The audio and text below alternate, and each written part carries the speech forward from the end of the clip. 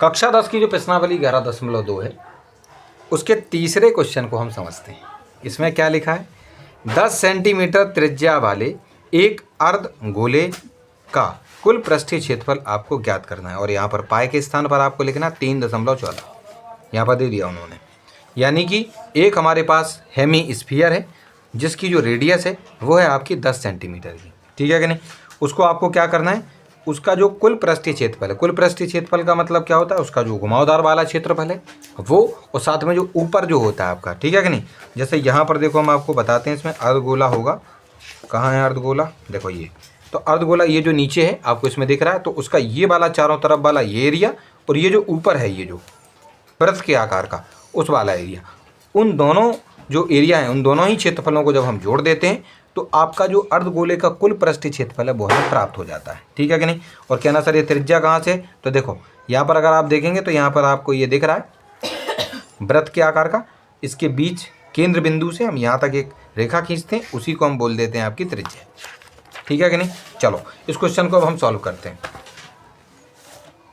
पहले जो जो चीज़ें हम इसमें दी गई हैं हम उसको लिखते हैं। हमें दिया गया है, क्या क्या दिया गया है छात्रों, कि अर्धगोले की त्रिज्या दी गई है, यानी कि रेडियस ऑफ हेमिस्फीयर हमें दिया गया था 10 सेंटीमीटर। कुल पृष्ठीय क्षेत्रफल अर्धगोले का यानी कि total surface area of hemisphere कितना होता है बच्चों, 3πr², इसका फॉर्मूला होता है।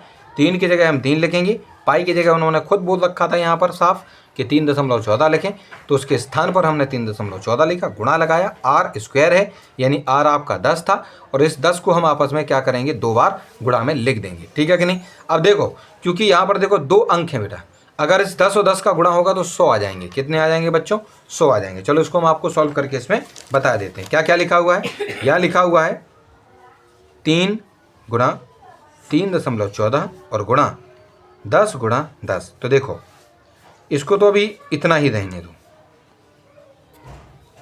और यहाँ इन दोनों का जब हम गुणा करेंगे तो आ जाएगा 100, 10 और 10 का गुणा 100, और ये जो 3.14 है जब इनका हम 100 से गुणा करेंगे इसमें, ठीक है, तो इसकी ये जो पॉइंट के बाद ये जो 2 अंक हैं, क्योंकि 2 जीरो हैं यहाँ पर, ये दोनों हट जाएंगे। कैसे हट जाएंगे हम यहाँ पर आपको इसको करके बता ही देते हैं। चलो यहाँ पर पॉइंट है और गुणा आपको 100 के साथ करना है।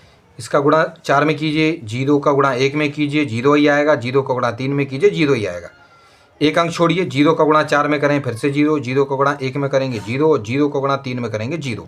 अब क्योंकि 1 का पढ़ना है तो मैं ये वाला और ये वाला अंक भी छोड़ना पड़ेगा, तो 1 का गुणा 4 में करेंगे 4, 1 का गुणा 1 में करेंगे 1, और 1 का गुणा 3 में करेंगे 3। चलो यहाँ 0 है, यहाँ 0 है, यहाँ 4 है, यहाँ 1 है और यहाँ 3 है, ठीक है कि नहीं। उसके बाद हमें पॉइंट भी लगाना है, तो यहाँ पर पॉइंट के बाद 2 अंक हैं, तो 1 और 2 अंक छोड़कर हम यहाँ पर अपना पॉइंट लगा देंगे। अब क्योंकि छात्रों हम जानते हैं कि अगर पॉइंट के बाद अकेले केवल और केवल 0 ही दिखाई दें तो फिर वो 0 को हम नहीं मानते, हटा देते हैं उनको। तो यहाँ 3 है और इन दोनों का गुणा हमारा कितना आया था, 314 आया था। अब इनको गुणा कर लेंगे, 3 का गुणा 4 में कर देंगे, 3 चौके 12 हो जाएंगे, 3 एकम 3, 3 एक 4, और ये आपके 9। तो आपका कितना आ गया इसमें जवाब, 342 जो आया है यहाँ पर 342 सेंटीमीटर स्क्वायर, वो आपका इस प्रकार से आपका सॉल्व करने पर आ चुका है। और वो जो आपका अर्धगोला था यानी जो आपका हेमी स्फीयर था उसका जो कुल पृष्ठीय क्षेत्रफल यानी टोटल सरफेस एरिया आपका यहाँ हमने जो है 942 सेंटीमीटर स्क्वायर यानी 942 सेंटीमीटर स्क्वायर प्राप्त कर लिया है।